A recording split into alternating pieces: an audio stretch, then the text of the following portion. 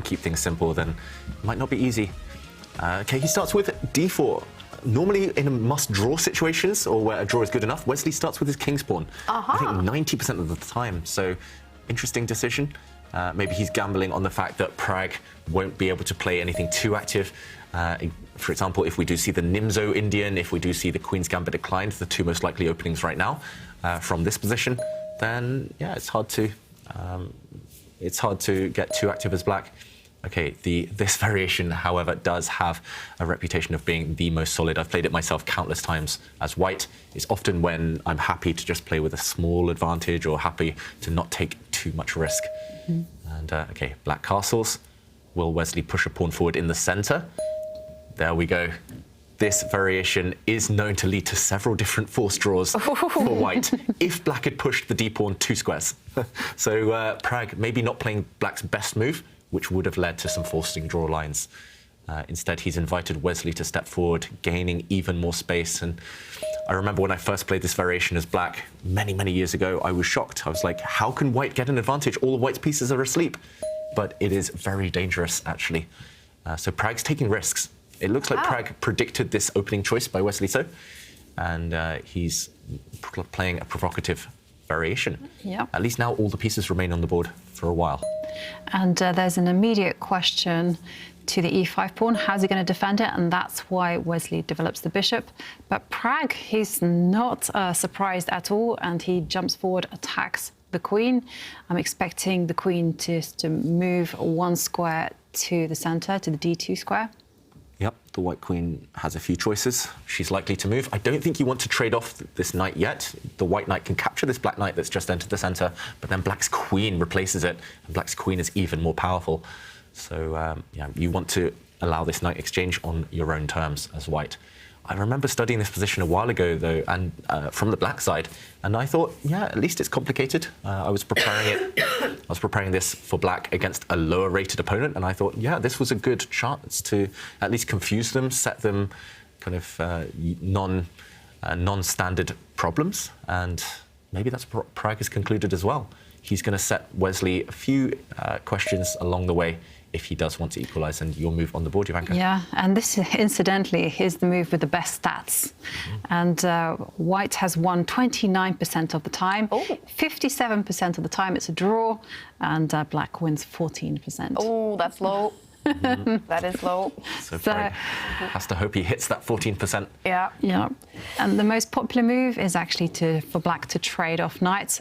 There is a second alternative, which is equally popular, which is to play f6. Oh, no one has played this move. Ooh. Now we're in a novelty area, and Wesley is on his own. Wow, a novelty only on move 10. So now Wesley has to find something. Normally, when we see a novelty this early, it does mean that maybe it's not necessarily the best move. Usually, all the best moves have been explored at some point in chess history at this early stage. Normally, the most powerful novelties are a bit later on, when the game is already very complicated. Here, what could be the downsides of black's moves? Why has the evaluation bar declared itself so high in white's favour already? It looks very logical to me. You're supporting black's knight in the centre of the board with this pawn move. You're protecting, you're just maintaining the tension here. Could the downside be that black's other knight is actually going to get kicked back? Yeah, I was going to say, I mean, I don't think you have a good answer to white simply playing h2, h3. Yeah, this knight doesn't have many escape squares. This might be the one problem for Pragg. Has he mixed up his opening move order here? It's quite possible to have mixed things up, because it's such a kind of difficult position. It's something that arises quite rarely. And this knight, yeah, there's no real square to go to, no safe square. If you retreat to this square, the only safe one, you're just going to get captured. Oof. I mean, you maybe don't even get taken because it's such a bad square anyway. But worst comes to worst, white could capture, and look at black's pawns now, ugly. And the black king also a bit open. And why wouldn't you move the h-pawn 2 squares to protect the knight? That's a good question. So here, the pawn taking the knight is a big threat. For example, if you push forward and protect, one of the downsides is that you lose material. You lose a knight worth 3 points. You only get 1 point in return. Also, look at the white rook. It's opened up towards the black king. So it does look a bit scary. And Wesley has indeed played that move. what will we see Pragg do here? Because, yeah, you can't give up your knight. I don't think you can allow it to be captured. And the alternative is actually just playing knight takes knight. But unfortunately, this series of trade also doesn't favour black at all, because after queen takes queen, you can simply capture with the king. And the point is, after knight takes pawn, looks like you want some material. But oh no, you haven't, my friend, because the rook comes up one square, attacks the knight, and is trapped. Yep. No man's land, you're trapped behind enemy lines, and you're easily rounded up by the opponent's army. So once again, in this position, you would be forced to retreat to a really bad square on the edge of the board. This time, I'm not sure whether white even captures you, but at the very least, I think Wesley would be happy to trade off.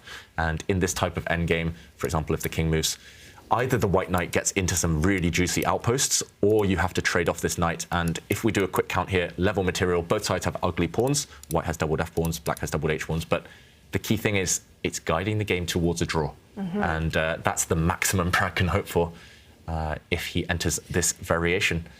So yeah, it's looking like desperate times already for the teenager. Yeah. He is taking risks, Praggnanandhaa, in a must-win situation, because Wesley so won game 3. And let's hear what he said to Tanya after winning that game, Wesley So. Wesley, you've taken a lead in your match with this win, but it was strange how quickly it turned around. What went wrong for Pragg? Yeah, very happy, certainly. I think, well, there were many interesting parts of the game, but I think he should have forced the trade of queens at some point. Keeping the queens on the board and playing f3, weakening the king's structure is very, very risky. So he should have played like queen a2 at some point, trade the queens and get maybe a little better endgame. But I actually offered a draw at some point. I think at move 23. I wasn't sure. I haven't played this tournament for so long. I wasn't sure if you guys have the 30 move no draw offer rule. Do you? Yeah, you can't offer a draw before move 30? Yeah, I couldn't remember. So I just clicked the offer on move 23 because I couldn't remember the rules. Nah, I don't know. Pragg was thinking, but yeah, I just haven't played in so long. But I think Pragg should have traded the queens. I mean, when he played f3, f3 h5, and then maybe he should take on e4 because after e5 gf3, maybe white can have an advantage, but it's super concrete and he can easily lose the game. In the game if king run to mating attack. The last game, you're going to be with the white pieces. You've already taken a lead in the match. What's the approach? Stay solid or push with white? Offer a draw on move 1. No, I mean, of course, I apologize for not knowing the rules. But, I mean, I'm just very pleased to win, win a game against anybody. Then take it a game at a time. All right, good luck for the last round. Thank you. I don't think I've heard that on the tour this season. Anyone actually clicking the offer a draw button. They always, if a draw, it's always like move repetition. Yeah, I remember a couple of draws, but that's normally like move 70 or 80 where they just gave up winning chances and offered the draw. But yeah, it's a bit naughty, Wesley, offering a draw early on. But it was nice to see Pragg just ignore that and play on. And despite the fact that now he's in a must-win situation, Wesley knows he can't bail out with a draw. Pragg won't allow him. Yeah. Let's see if the chess god punishes Wesley, because she rarely likes it when they offer draws. But it's looking good for Wesley so far. I must admit, she tends to punish everyone except Wesley. She has a soft spot for him. I must admit, I did quite enjoy his humour when he said, "What are you going to do in game 4 against Pragg? Offer a draw on move 1?" Yeah, I agree. That was quite funny. I wonder if the arbiters would punish them if they agree to a draw. How do you punish them if both players agree too early? Do you just force them to keep playing? Yes. I guess that's the only way. You sit here and you play. Because in over-the-board chess, they have this punishment nowadays. Both players get 0 points. But if it's a head-to-head, like, knockout situation, both players getting 0 is the same as both getting a draw. Yeah. So yeah, it's, I guess, one of those situations we're grateful that we haven't seen ourselves in too often this season. Yeah. So much fighting chess this year. Yeah. It's all about the players, right? Definitely. Fighting players. And talking about players and fighting players, I do have to share with you one picture from Moo, who sends us their favourite picture of their favourite chess player. Who's your favourite chess player, David? Apart from you, Ivanka, and apart from you and Simon, I'll say Kramnik. Kramnik. And here we have Mikhail Tal, the magician from Riga. And Isn't that Simon's favorite player? yes. He really was a magician. You know, his games are incredible. And here we have the line that we analysed. Rook has given a check to the king. King will probably take a step, maybe to defend its pawn. Yeah, I think you can step in a different direction, though. I think you can maybe even step to the left because Black's knight will still be trapped. There we go. The white king keeps its knight guarded. If you step the other way, at least Black would have maybe been able to ruin your pawn structure on both sides of the board. But yeah, you step this way and Black's knight, I think you have to retreat. I think if you jump in, take that white pawn on f2, you're still behind enemy lines, still no way back. But okay, Pragg, he is the king of counterattack. Every time we see him play, he counterattacks. And he's leaving his knight en prise, but now he's going for white's dark square bishop. Interesting decision, because now if white's dark square bishop commits, maybe then Black's knight has more options. Wow, this is... I mean, it's so clever. This move would not even be on my radar, I must admit. I just see an attack, I want to react, I want to retreat. But Pragg, he's never, ever backing down. And that's all due to his coach Ramesh forcing him, saying, OK, never back down, never retreat, always find alternatives. Yeah. And yeah, whether it's good or not, I think this is a clever idea. In a must-win situation, you have to risk. I agree. I mean, I had completely forgotten about the counterattack. But of course, I must remember, it is Pragg. You feel that this is a result of the calculation training, that he's so adept at simply highlighting those options and then choosing from them. Because often when you're calculating, you do get kind of caught up in this black and white thinking, which is, you know, knight is attacked, knight must retreat. And instead, there are shades of grey. And the rook comes down. I mean, how should white react to this? Capture the knight, that's one alternative. Another alternative, step back with the bishop. Yeah, it's not easy suddenly, because I thought I'd found a clever variation for white, but it doesn't quite work. So in this position, the rook did come into d4. Just to highlight again, there's a double attack actually on this knight, but he didn't make any false assumptions. He didn't assume he had to retreat, and correctly he's jumped in, hitting this loose piece. Always look for unprotected pieces in your opponent's camp. And yeah, if the bishop moves, the problem is the bishop has to guard this pawn, otherwise the black knight will retreat and take it. If the bishop moves, then now black's knight can retreat. Yes, it's a bad square, but it's about to jump to a nice outpost. And now the difference is that white's bishop cannot capture this knight anymore.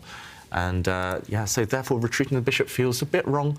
Maybe it's still fine for white, but this knight is about to re-centralize. I think Pragg will be very happy with this development. The move I thought was quite clever was to retreat white's knight. You attack the black rook, you defend your bishop. What could be more natural? You also can maintain the attack on black's knight. But after rook takes pawn check, yes, the black rook is actually trapped, but it can give itself up for the white bishop. It will happily give itself up just so the black knight can retreat and escape. And suddenly, if we do a quick count, it's level material. White has a rook, but in return, black has a bishop and 2 pawns. But more importantly, white's king is a bit of a target. There's enough pieces left for that to be true. And also, white's pawn structure is just ruined forever. So I think this would actually pass the advantage to Pragg. And the third alternative, by process of elimination, might be the correct one, Ivanka. In this position, if we go back, rather than defending this bishop or moving it, maybe you just have to bite the bullet and say, OK, I'm going to take your knight. You take my bishop, but the one positive I can see to this is that at least you get the open file.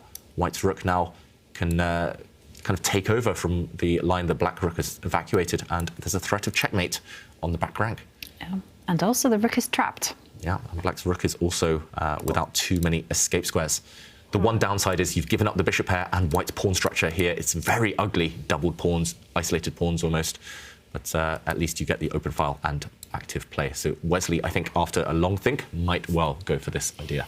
Pressure is on for Praggnanandhaa in must-win in Game 4. Both of these players sitting in San Francisco, where we also have reporter Tanya. What's happening, Tanya, right now?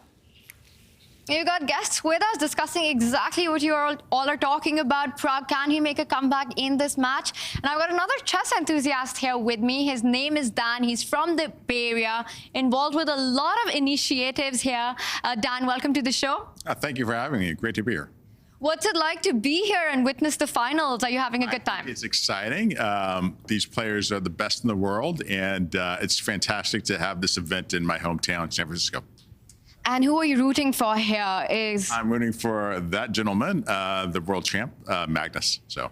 Is it also nice to see Wesley here in the finals making his debut? I like Wesley, a fellow American like I am. So Wesley's a great player too. I hope he does well. Maybe if he wins, I'd be happy for him. Wesley is too. So. Awesome, Dan. It's been so much fun seeing all the chess activities going around in the Bay Area. Tell us a little bit. Is the community super excited about having this final and all the chess stuff that's on? Oh, most definitely. I know I give lectures at the Bernal Heights Chess Club, and I can tell you that was all the buzz this past weekend, and about wanting to go to the press event. Having this event here, I think, just draws more attention to chess and makes chess even more interesting. No, it's already interesting, but more vibrant thing to see, more vibrant thing to play, particularly in the Bay Area. I couldn't agree more with you. And one of the big things about the tour has been seeing this standout performance by the young talents across the world. What is it like in San Francisco? Are a lot of kids involved with chess? A lot of kids are involved. I think Prague, the GM from India, it really does inspire a lot of great young talent. We have talent, young talent that really aspires to be like these guys one day. So. Thank you so much, Dan, for joining us. Pragg continues to inspire a lot of youngsters. Right now, he needs to play some inspiring chess to be back in this match. Definitely, Tanya. Thank you for that report from San Francisco. What a place to be if you love chess. And right now, it's drama for Pragg. Can he make a comeback? Can he win this game? I think it's the first critical moment of the game, at least. And of course, if he's up against the computer, as we see on the bar, White is doing well. But Pragg has at least asked Wesley a very, very difficult question. And just before that interview with Dan and Tanya, we went through some of the options for White. I think that's exactly what is going through Wesley So's head right now. He's calculating 3 or 4 different options: save the white dark square bishop, retreat the white dark square bishop, protect it, or ignore it and take the black knight. But that's 3 or 4 options, and that's why he spent 6.5 minutes. None of those options actually leads to completely sterile equality. None leads to a forced draw. And maybe that's frustrating for Wesley. What do you think, Ivanka? Yeah, I have to say, I agree with you. This is very important moment for Wesley, and he's running through all those lines that we mentioned, and I think he's going to come to the conclusion that pawn takes. Taking the knight is the best one. It looks the most solid out of all the other options you mentioned. Yeah, I agree. I think that black knight has lived too long already, and before it gets active again, before it starts munching on some pawns, just remove it from the board. I think you do have to break down some kind of stereotypes in your head in order to play this move, pawn takes knight, because you do give up the bishop pair, you do kind of saddle yourself with this poor structure long term, but dynamically it still looks great for White. Black's got 2 pieces that are still asleep, the rook in the corner, the light squared bishop, and after a long, long think, he does play the best move. We've seen throughout the tour there's a phenomenon of making a blunder after a long think, but not Wesley So. He did pause at the critical moment. Sensitivity to that is essential. And now we're expecting White's rook in the corner to swing. The d-file has been vacated. Why not threaten checkmate in one move? Yeah, that is one move. It's Wesley, though, so I'm going to also because it's Pragg and I've learned a lesson, I'm going to run through those options as well, just to see whether there's anything else, any other aggressive moves to be played. Yeah, I mean, I guess White could take a timeout.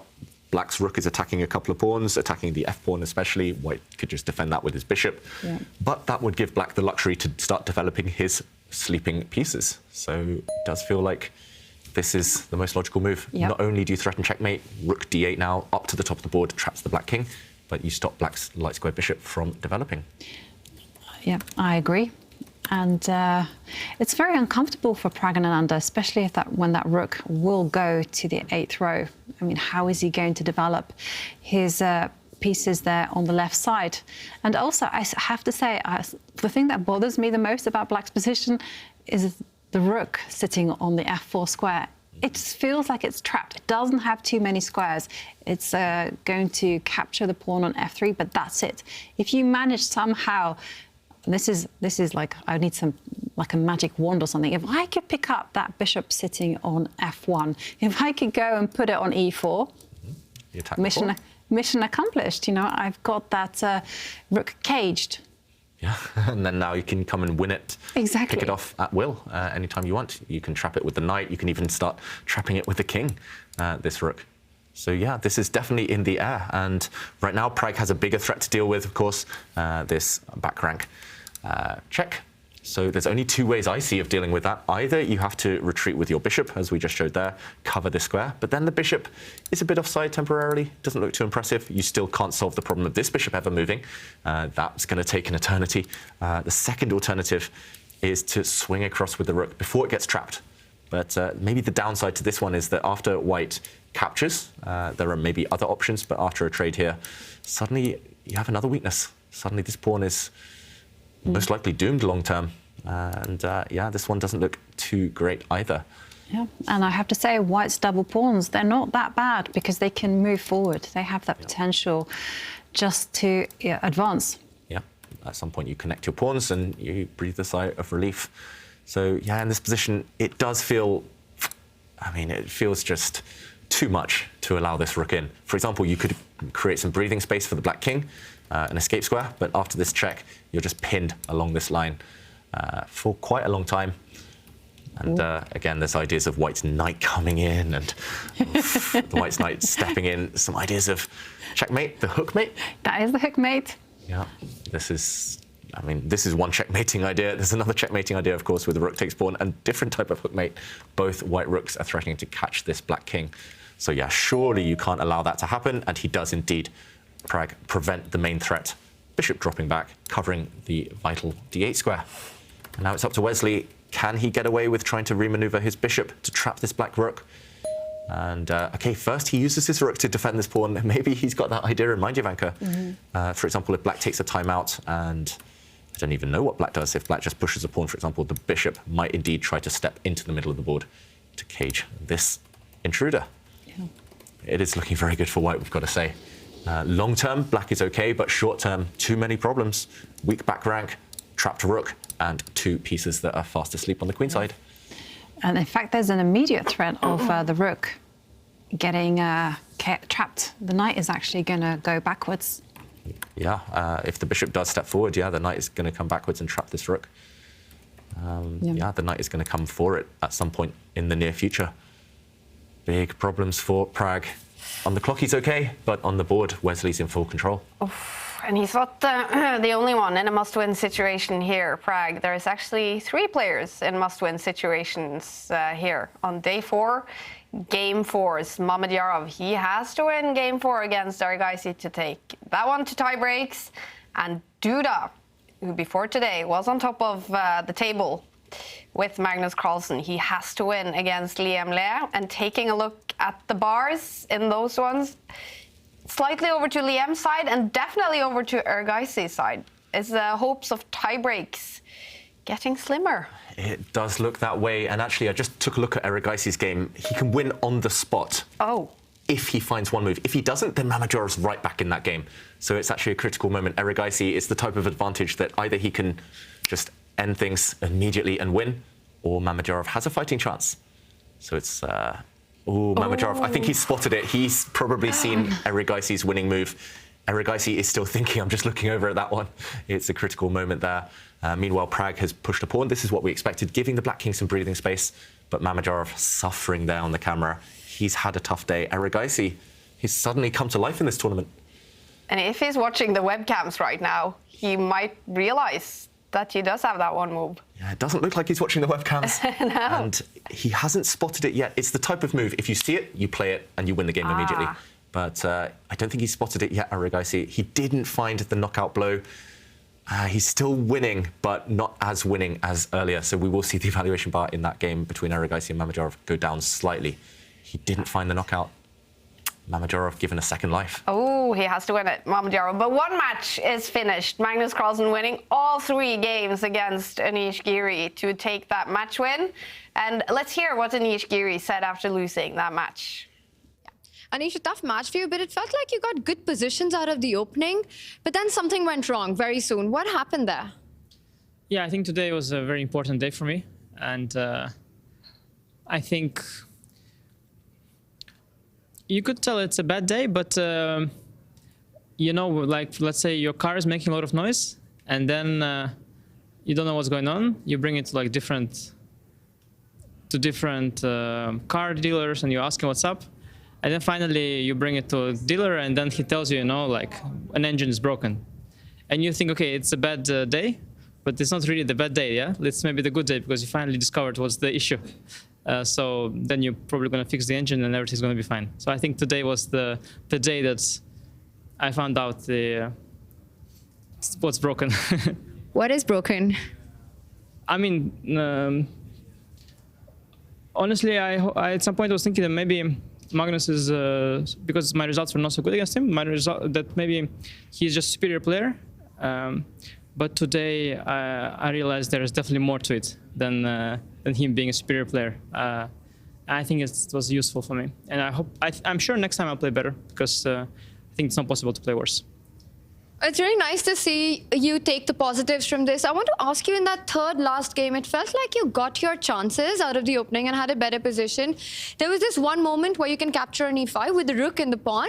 And this is something we were just talking about. Why did you make the decision? No, it was really funny. So I was about to remove rook e5. Yeah. And then I thought to myself, if I were a noob, I could consider taking with the pawn as well. But obviously, any normal person takes on the e5 with the rook immediately. And then somehow, generally, my whole thinking process today, throughout the games, it was just so messed up. I've never had that. Normally I think something during the games and okay, I miss certain things. But today, it was really something really special, I have to say. I mean, it's really remarkable. It's also, I knew up front the moves I was making were bad. And it sounds like a weird thing, but it usually doesn't happen to me, but it really did. Also, in the other game, I could play knight c4, then I played king f8. And when I play king f8, I'm 100% sure this is a very bad move. But I don't know why I'm making it. And the same with this. I mean, I literally paused thinking that a weaker player than me would pause here to consider different captures. But a player like me will take with the rook instantly. And then I take with the pawn. It's really next level. I mean, okay, I went very deep with my thinking, but it's just so messed up. I don't know, I'm going, instead of making a move that comes to mind, I'm going meta, and it's really backfiring. Do you think it's something to do with playing a player like Magnus that has this effect? Yeah, of course, it's something within me and not within my opponent. But that said, I think I'm looking forward to my upcoming games.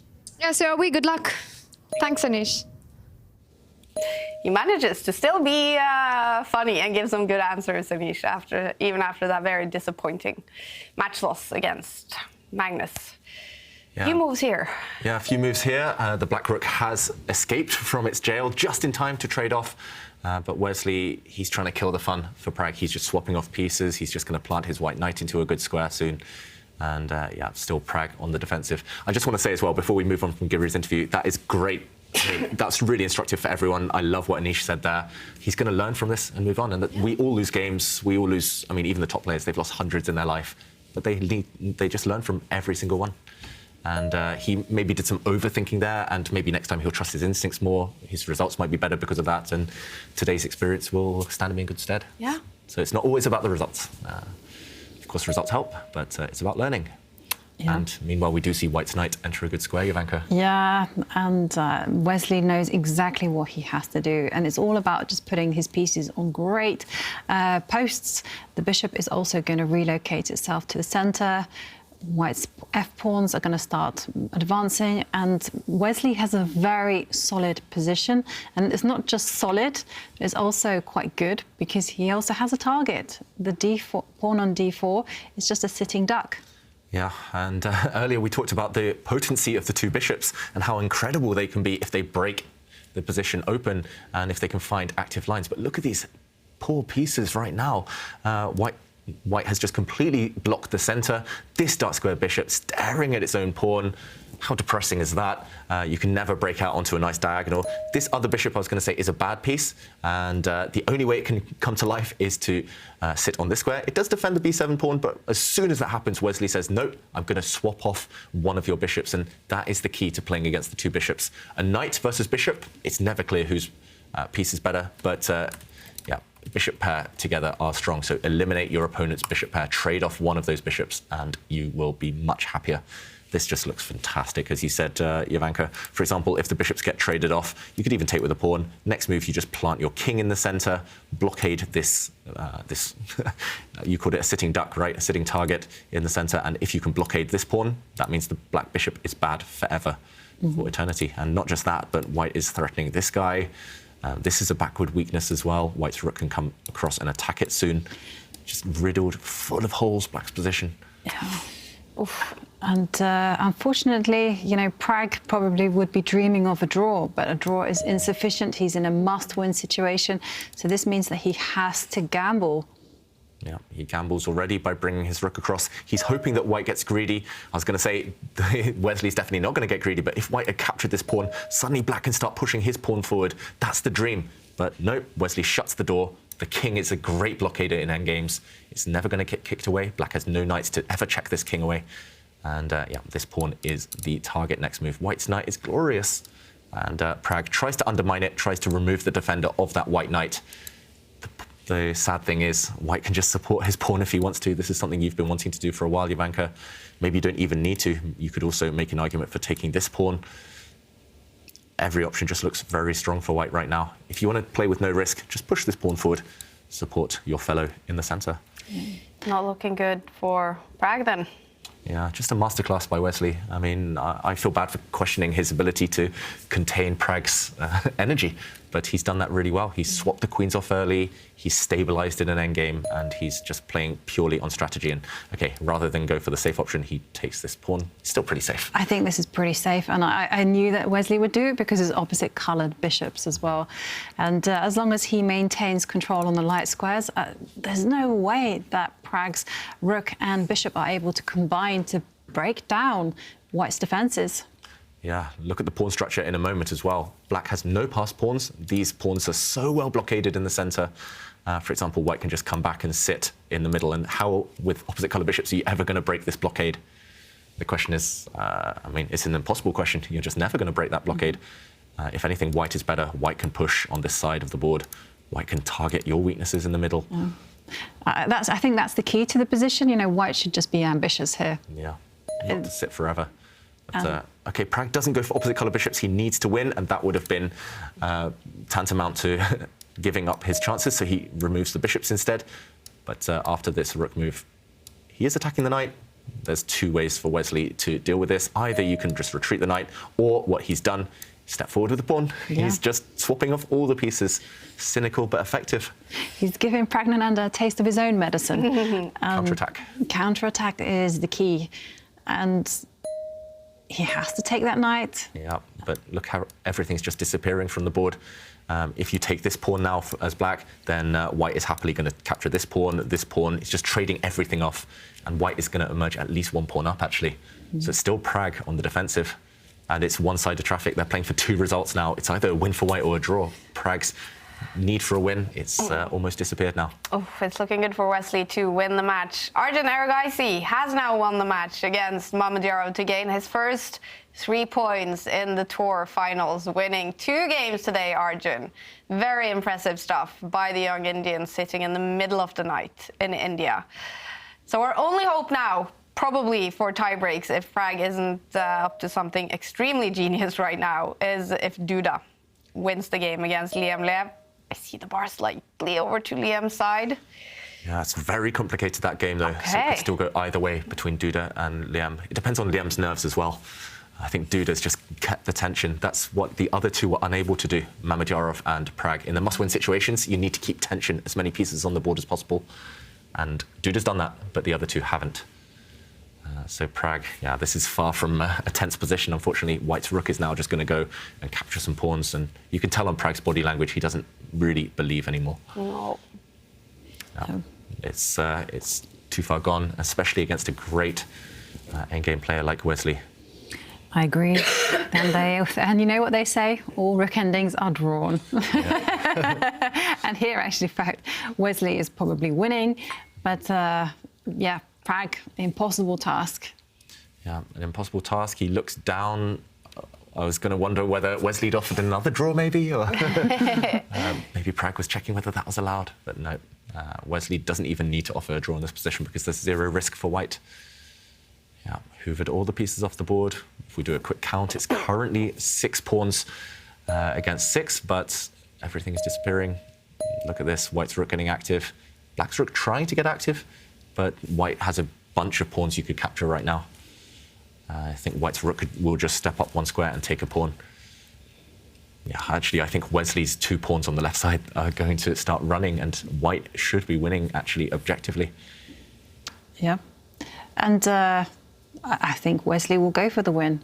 Yeah. Why not? The great thing about this position for Wesley is it is quite straightforward, and also he can draw on patterns that he's seen many, many times before. Like instinctively, you know that, okay, once you capture and eliminate the B pawn, then white's pawns, they're just so fast. They can just wriggle up the board almost by themselves. And Pragg has to do all sorts of Houdini acts with his rook. Yeah, and the problem as well is that white is playing with 2 pieces. We talk about activity in endgames. White has an active rook and an active king. Black might have an active rook, but look at the black king. What is it doing? It's just not participating. Yeah. And white is playing with 2 pieces, black with 1. Therefore, it's entirely logical that white is winning this game.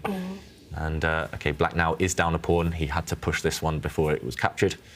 If Wesley wants to be really cynical, he could just take a pawn with the white king right now. Maybe the white rook will go hunting down this black b pawn. Plus 4.4, the computer confirms white is winning, but Wesley doesn't even need to look for wins. And the bar has shot up for Liam Le as well in that must-win game for Duda. Is he taking risks in that one, Duda? Duda's taking massive risks. He's just sacrificed a knight. Liam's king is very, very open in that one, so still not out of danger for the Vietnamese player, but Liam, he's just the kryptonite, right? He's just, you called it before the show, even today, Jovanka. He's just found a way to play against Duda. I think all of Duda's opponents need to go and study what Liam is doing against him. It seems to be really effective. He could have won the match already today, Liam, against Duda if he'd wanted to. I mean, he's already let Duda escape a couple of times. He's been dominant. And didn't Liam also ruin the front for Magnus in the Oslo Esports Cup? He did beat Magnus there as well. Yeah. And they face each other tomorrow. Liam, okay. He's coming for the top guns here. Yeah, he certainly is. And someone who is clinically shutting down all of Praggnanandhaa's hopes is that Wesley. Just look at it. There's no chance now. And there we see Liam Le in his office getting ready to defend a 1 position against Duda. Yeah, that's all he needs to do, defend Liam, because he is a whole knight ahead in that game. And you can tell on Duda's body language, he doesn't really think he can save it, turn it around anymore. Meanwhile, in this game between Wesley and Pragg, it is over. We do see a draw, and Wesley takes the match. And a friendly handshake between the two. A draw means Wesley so wins the match to take all 3 points. He is really waking up now in the tour. This is his debut this season, Wesley.